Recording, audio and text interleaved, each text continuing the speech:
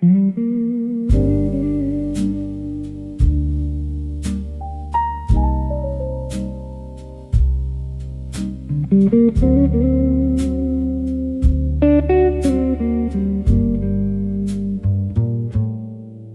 was 65 that October,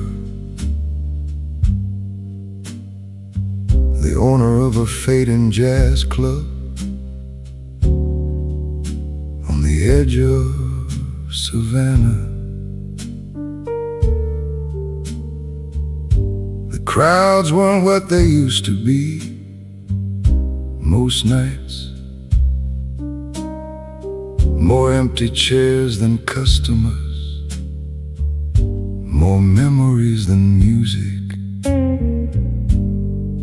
After closing, I'd sit alone beneath amber lights, count receipts, and listen to old vinyl records long after midnight.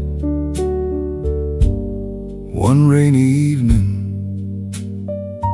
a stranger rented room 12 above the club, paid cash, carried only a small suitcase. He looked about my age, quiet, polite, the kind of man who seemed to be carrying a long story.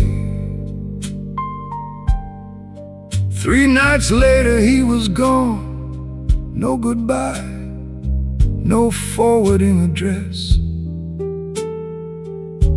Only one thing remained,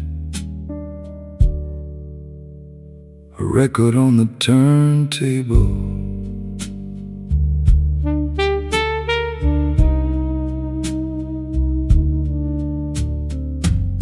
The sleeve had no title, no artist, nothing written except a date. October 14th, 1978. Curiosity got the better of me. I lowered the needle, static filled the room. Then music, a slow piano, a trembling trumpet and a man's voice. Older, weathered, honest. He wasn't singing for an audience.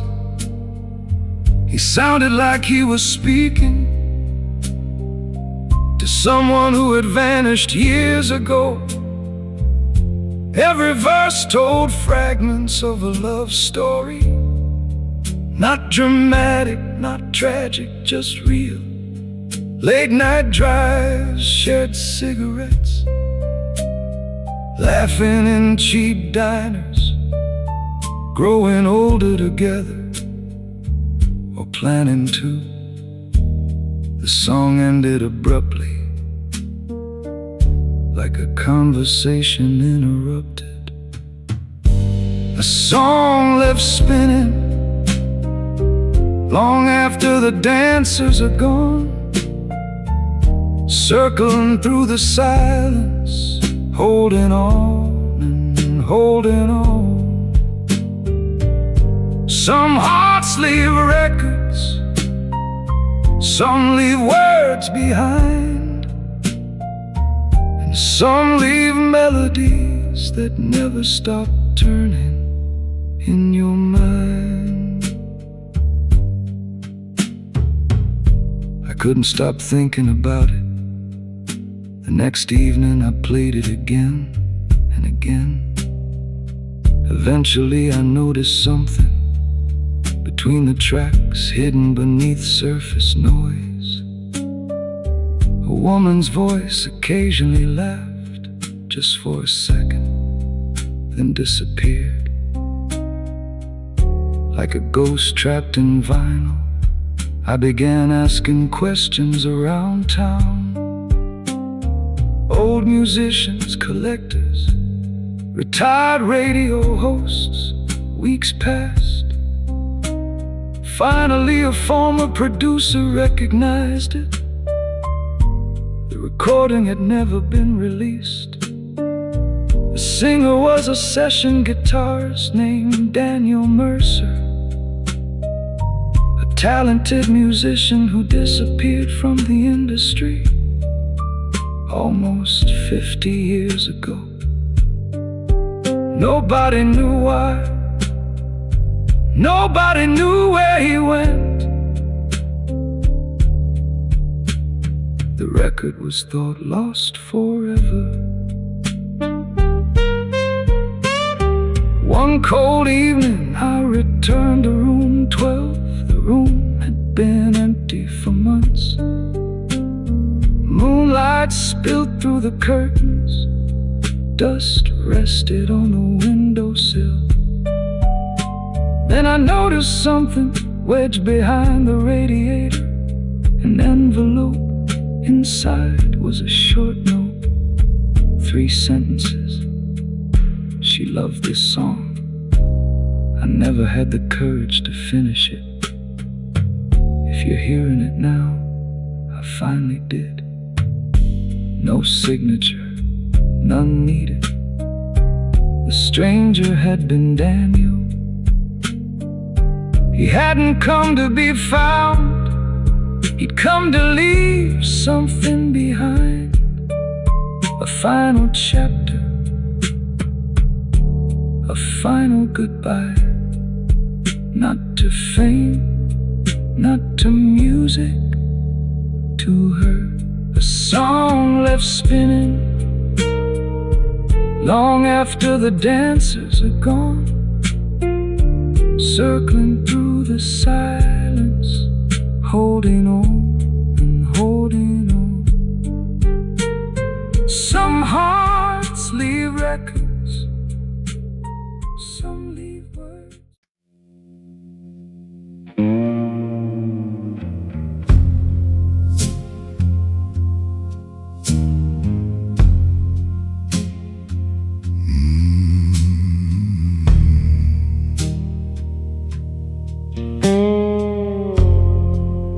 Used to wear a sheriff's badge in a county wrapped around a river bend. Back when my hair was dark as coal, and I still believed every story had an end.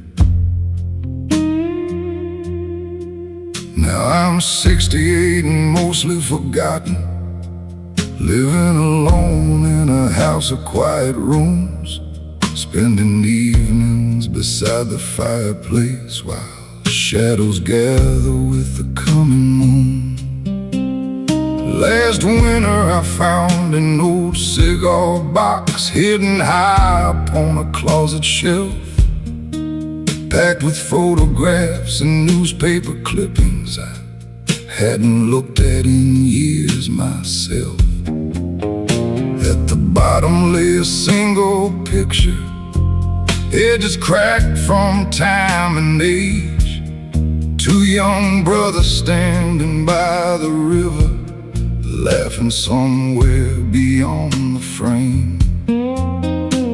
The sight of it opened the doorway I'd spent decades trying to close, back to one summer night in 1979. The truth nobody knows.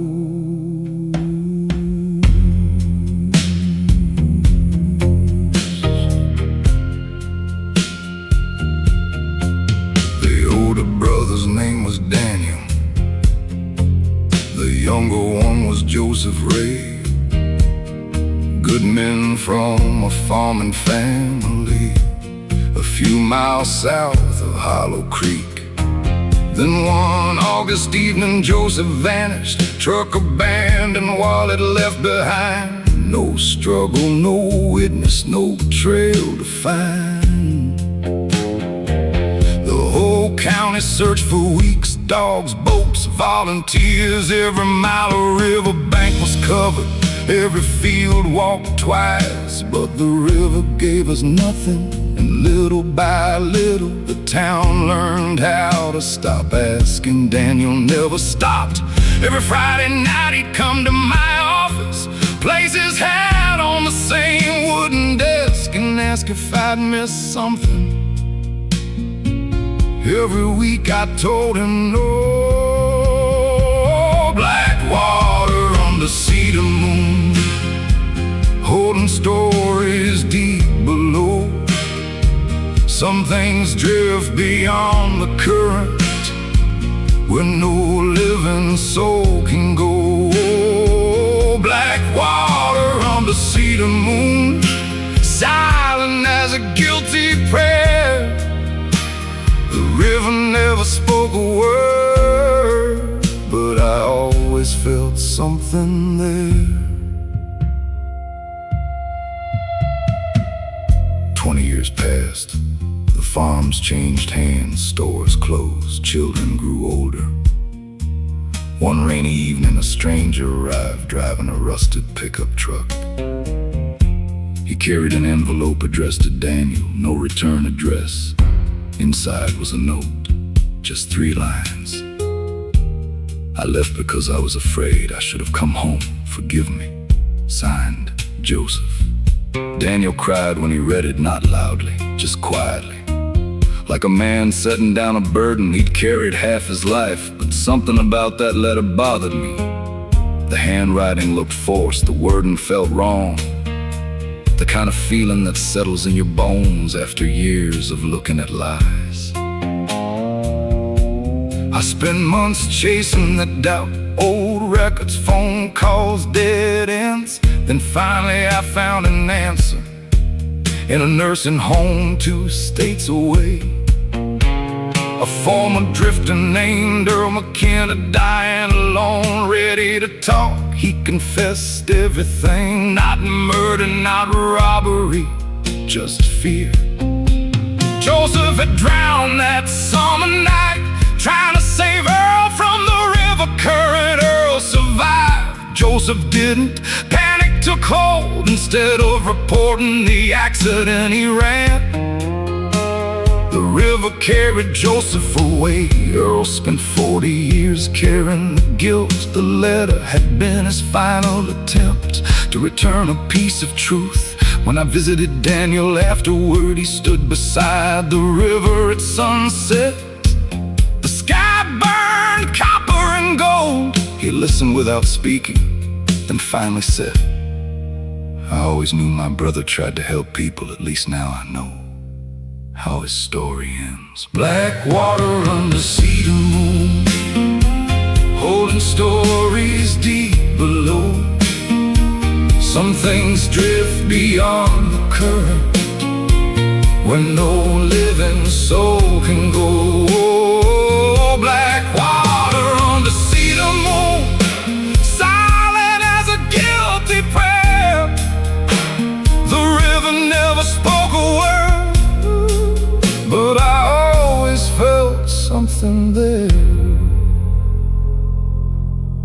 Age teaches strange lessons. Not every mystery hides evil. Not every wound comes from betrayal. Sometimes life breaks apart because ordinary people become frightened. Because one bad decision grows roots. Because shame survives longer than truth. And because rivers keep moving whether we're ready or not. I've worn regret like an old coat myself. Most men my age have. Maybe that's why I understood Earl. Maybe that's why I understood Daniel too. Black water under cedar moon. Now the years have settled down.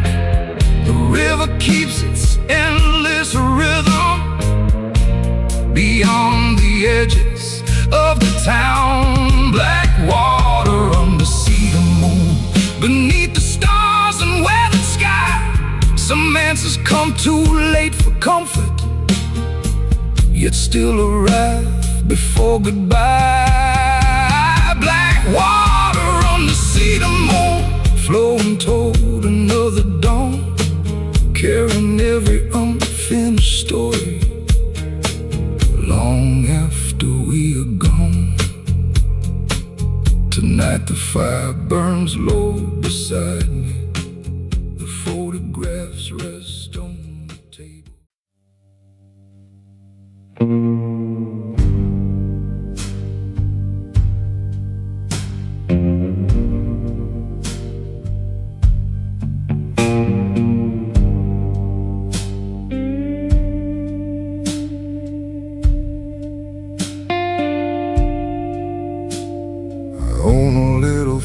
furniture shop at the edge of a fading town, where the paint peels slow from the windows and the old mills don't make a sound. Most mornings begin with silence, just sawdust hanging in the light, and the smell of pine and linseed oil keeping company through the night. I was pulling up walk floorboards in a house marked for demolition when my hammer struck a metal box hidden deep beneath the foundation. The locket rusted decades ago, the hinges barely held their place, and inside was a yellowed envelope with a stranger's name and a woman's face. The dust rose up around me like ghosts disturbed from sleep, and for reasons I still can't explain, I slipped that letter into my coat to keep.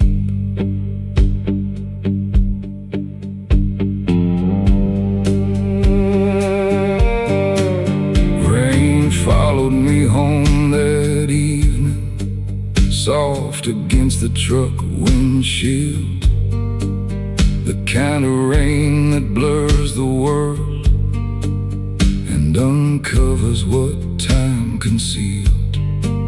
I sat alone beside the fireplace, a glass of whiskey near my hand.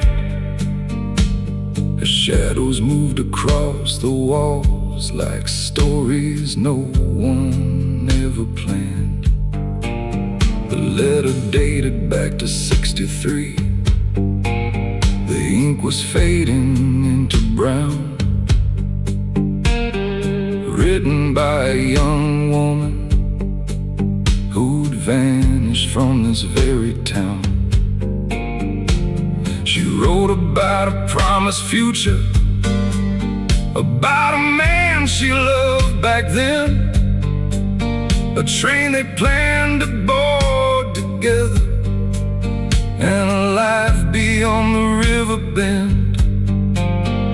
But he never came to meet her, or so the letter seemed to say.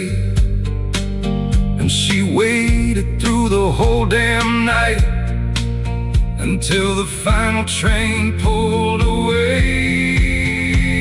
Dust beneath the pine floor, secrets buried out of sight.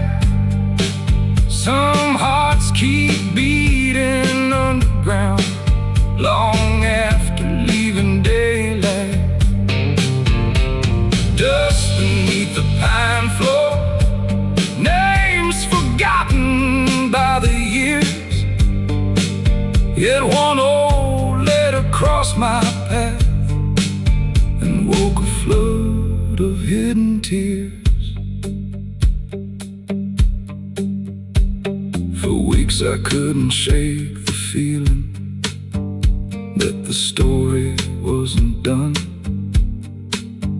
So I started asking questions of the few old timers left around. An aging barber near the courthouse, a waitress at the old cafe, a retired sheriff drinking coffee every single rainy day. Bit by bit the pieces gathered, like photographs from different lives, and the truth was stranger than the rumors that small towns often keep alive. The young man never chose to leave her, never broke a sacred vow.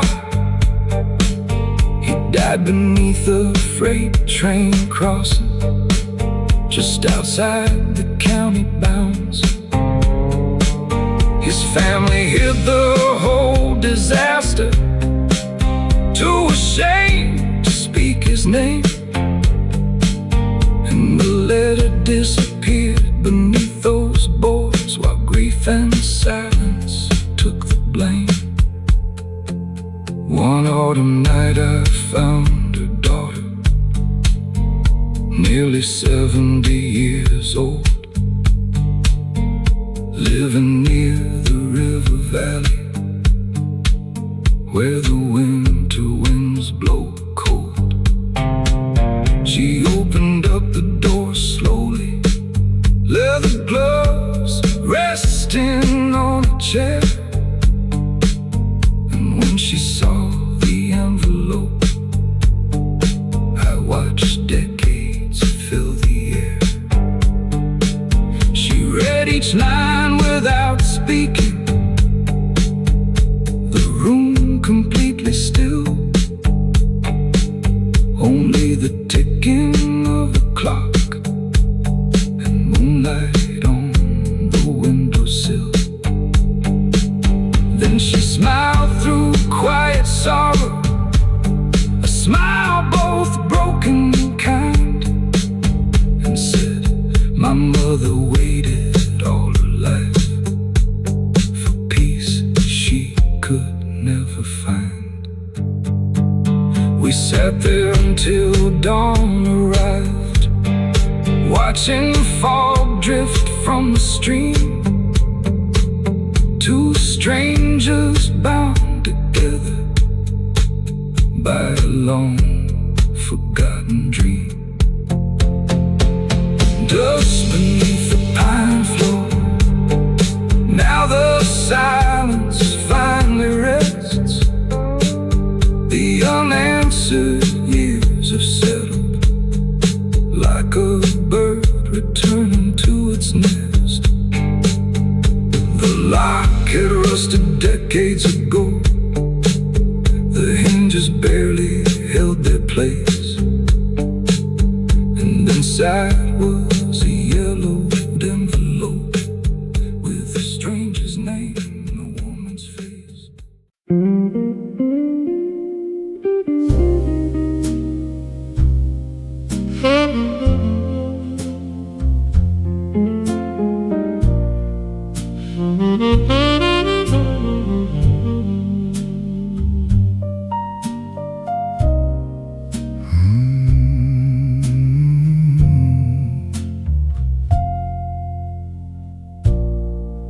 I was 71 that winter, running a jazz club on the edge of town.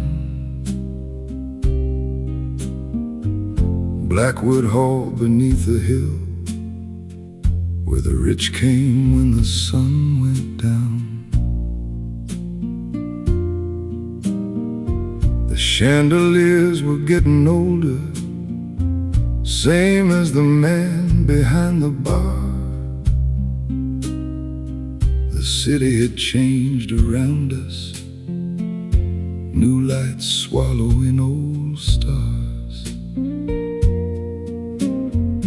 That Friday felt a little different, the room carried a strange stillness.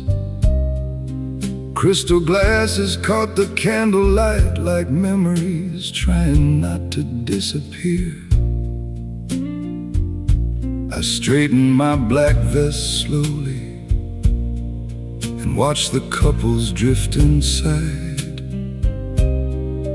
not knowing they were walking into the final chapter of my life. The band was playing soft and easy, a slow tune from another age. The piano moved like smoke through velvet, the trumpet colored every phrase. Then she walked through the front doorway, silver hair beneath a wool hat. 40 years disappeared completely the second I looked at her face. Emily Morgan from Savannah, the woman I almost made my wife, before pride and distance built a river straight through the middle of our lives. She smiled like an old photograph that somehow survived every storm. And suddenly that crowded room felt quiet, safe and warm. One more song before the dawn, one more turn across the floor. Some doors stay closed for decades, then open like never before. The years can steal the summer, the years can bend the flame, but somewhere beneath the silence, the heart remembers every name. We talked beside the fireplace while snow drifted beyond the glass, about children, losses, victories, and how quickly seasons pass. No grand apologies were spoken, no dramatic tears were shed, just two souls comparing notes on the roads their lives had led. The band moved into a slow waltz, an old favorite from long ago. She placed her hand inside my own and said, I hoped you'd ask, you know. So we crossed that polished hardwood, past tables dressed in gold, like two travelers finding shelter from a very long cold road. Around us laughter filled the room, cigars glowed beneath the light. The club seemed brighter than ever, though it was closing for good that night. I knew the lease was ending, developers had bought the land. Tomorrow's silence would inherit everything I built by hand. Yet somehow none of that mattered as the music drifted low, because for one brief dance together, time forgot to keep its hold. One more song before the dawn, one more turn across the floor. Some doors stay closed for decades, then open like never before. The years can steal the summer, the years can bend the flame, but somewhere beneath the silence, the heart remembers every name. The musicians packed their instruments, the candles faded one by one. Outside the eastern sky was softening, welcoming the coming sun. Emily stood beside the doorway, snowflakes resting in her hair. Neither of us made a promise, but neither turned away. One more song before the dawn, one more dance beneath the light. Sometimes life returns a blessing at the end of a long night. The future stayed unwritten, like footprints in fresh snow. But some stories don't need endings to leave a lasting glow. Now Blackwood Hall is gone forever, just another memory in town. Yet when morning paints the winter sky, I still hear that final sound. A piano fading into daylight, a woman standing near the door, and one more song before the dawn, becoming something more.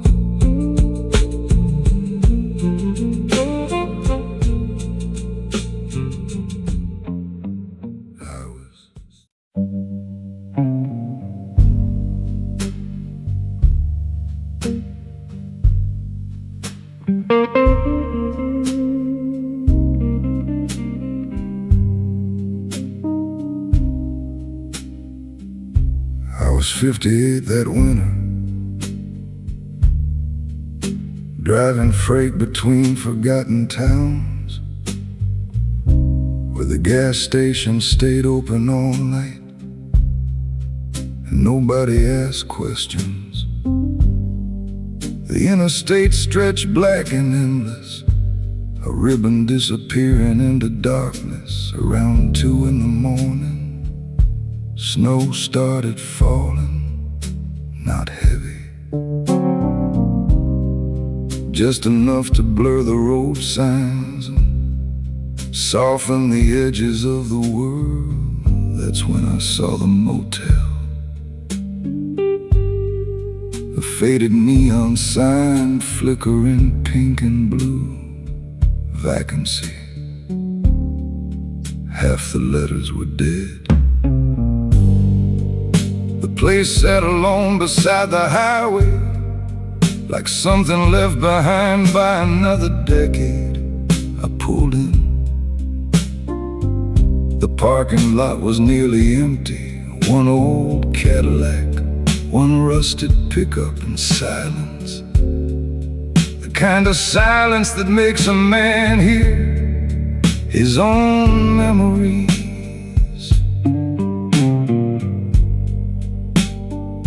The clerk looked older than the building, thin face, gray suit, no smile. He slid a brass key across the counter. Room 17, second floor. End of the hallway, I carried my bag upstairs. The carpet smelled faintly of dust and old cigarettes. Inside the room, a lamp glowed beside a wooden table. There was a fireplace, a cracked mirror, and an old vinyl record already spinning on a turntable in the corner. Slow jazz, warm and distant, like it was coming from another year. I should have been tired. Instead I sat there listening, watching snow drift past the window. Then I noticed the photograph, a woman standing beneath the motel sign, taken sometime in the 1960s. Her eyes seemed strangely familiar, though I knew we'd never met. Room 17 never sleeps. It keeps the shadows warm. It gathers broken travelers through every passing storm. The neon hums like yesterday. The fire burns low and deep.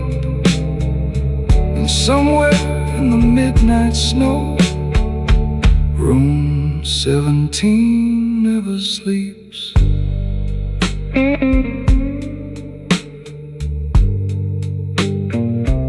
Around 3 o'clock there was a knock at my door, soft, almost polite. When I opened it, the hallway stood empty. No footsteps, no voices, nothing. Only a folded napkin on the floor. Inside was a handwritten note, 3 words, check the ledger. Downstairs the office lights were still on. The clerk was gone. The Behind the counter sat an enormous guest book. Its pages stretched back decades, names, dates, room numbers, thousands of strangers. Then I found her, the woman from the photograph, Claire Morgan. Room 17, December 12, 1968. Checked in, never checked out. I stared at the page while cold moved slowly through my chest. Back upstairs, I couldn't shake the feeling. The vinyl kept turning, the fire crackled softly outside. Snow covered the highway. Then I noticed something hidden behind the dresser. A small leather suitcase, dust covered every inch. The lock gave way easily. Inside were photographs, a silk scarf, and a journal. Claire had written every day, waiting for someone, a trumpet player from New Orleans. They planned to meet at the motel, run away together, start over, but he never arrived. The final entry ended mid-sentence. No explanation, no goodbye, nothing. Just unfinished words hanging on the page. At dawn, I carried the suitcase downstairs. The clerk stood behind the desk again, as if he'd never left. When I showed him the journal, his face changed. He whispered quietly, "That was my sister." For a long moment, neither of us spoke. The neon outside buzzed softly. Morning light touched the windows, and suddenly the entire motel felt less haunted, more lonely. Room 17 never sleeps. It holds forgotten names. It shelters all the maybes that never became. The snow keeps falling softly.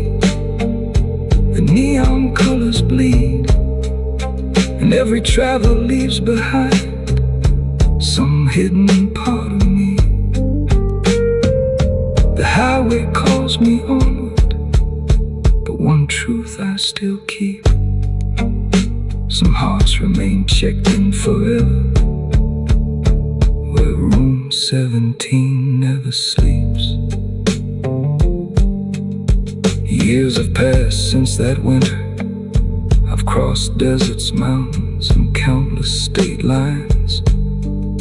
But sometimes near midnight, when the road is empty and the dashboard lights glow blue, I think about that motel, the unfinished journal, the old clerk, the woman in the photograph, and I wonder how many lives remain suspended.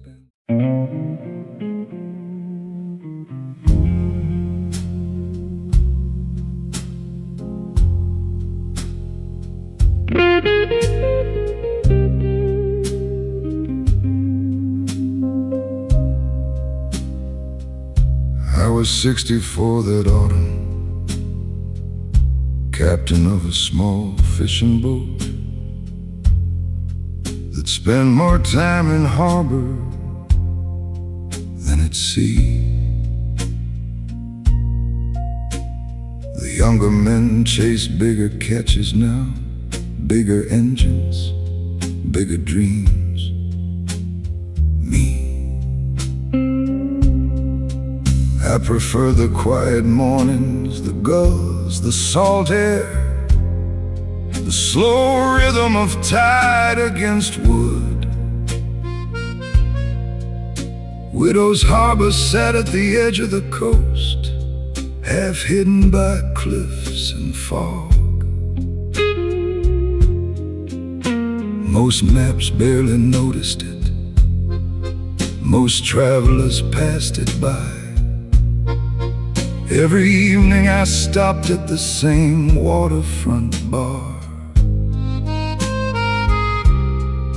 The lantern room, dark oak walls, brass lamps, a long wooden counter polished by generations of elbows, and always the smell of cigars. The owner was a man named Walter, former sailor, former boxer, the kind of man who carried silence better than conversation. For 20 years he sat in the same corner chair every night, exactly 9 o'clock, a cigar between his fingers, a glass untouched beside him. Nobody ever sat at his table, nobody ever asked why. Some mysteries become part of a town, like weather, like tides, like old church bells. One rainy evening, while fog swallowed the harbor lights, Walter didn't arrive. 9 o'clock came and went, his chair remained empty. The room felt wrong, like a song missing a note. Smoke over Widow's Harbor, curling through the night. Some stories drift like embers just beyond the light. The sea keeps all its secrets, the fog won't tell me why. Smoke over Widow's Harbor, beneath a moonless sky. 3 days later, the bartender handed me a key. Walter left it behind, along with a note, just my name written on the envelope. Nothing else. I opened it slowly. Inside was a simple message: if the chair stays empty, look in the lighthouse. That was all. The old lighthouse stood abandoned on the northern cliffs, its lantern dark for decades. The path leading there was little more than stone and weeds.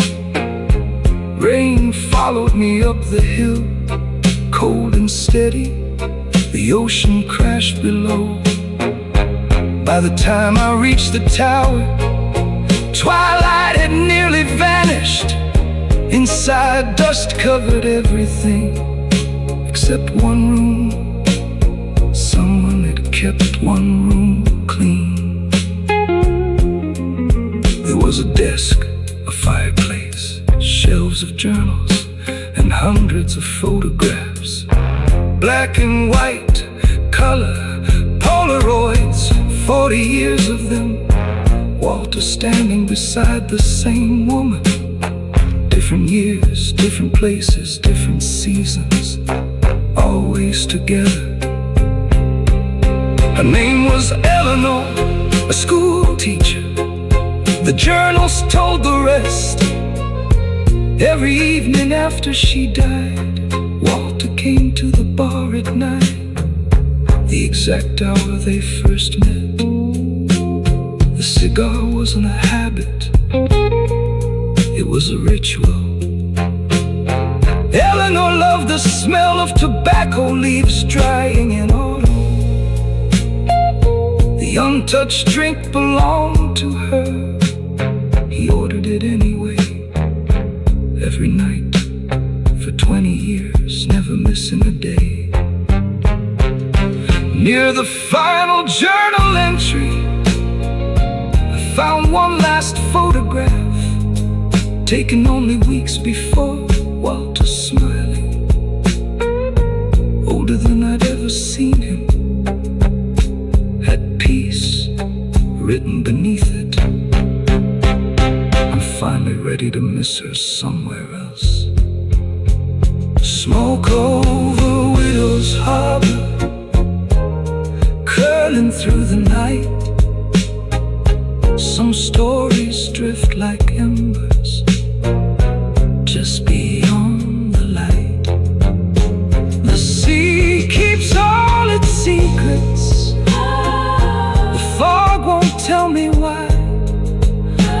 Smoke over Widow's Harbor, beneath the moonless sky. Nobody ever learned where Walter went. No forwarding address, no goodbye speech, no funeral notice, just absence. Strange how a man can spend decades being noticed by almost no one, and leave behind enough memories to fill an entire lighthouse. I carried the journals back down the hill. The harbor lights shimmered below. Boats rocked gently against their ropes. And for the first time, I understood the weight hidden inside routine, the love concealed inside repetition. Smoke over Widow's Harbor, rising soft and slow. Some hearts keep burning quietly long after.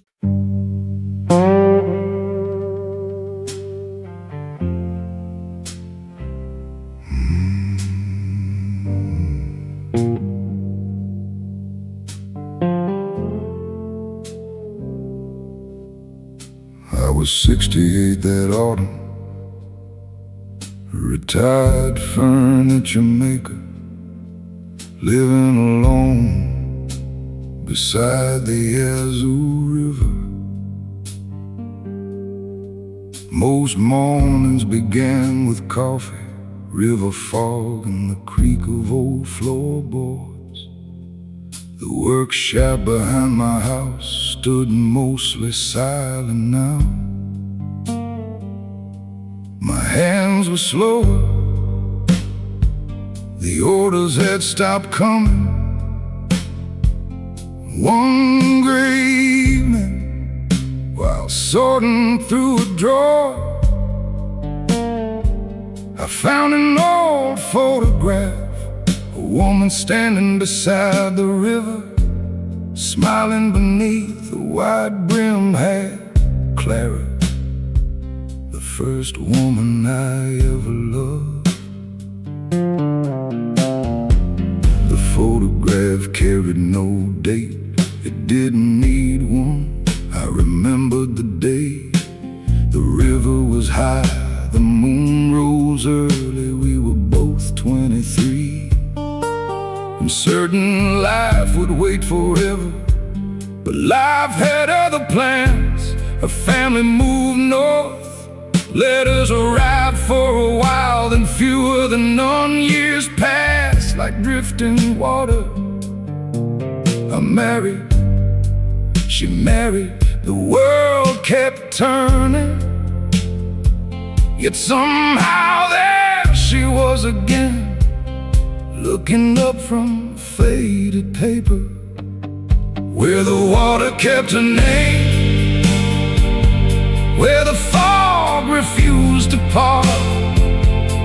Some memories settle softly in the deepest rooms of the heart. The river never speaks, but it carries every trace, where the water kept a name time could not erase. That night I couldn't sleep. A fire glowed inside the stone fireplace. Wind moved through the trees outside near midnight. I turned the photograph over.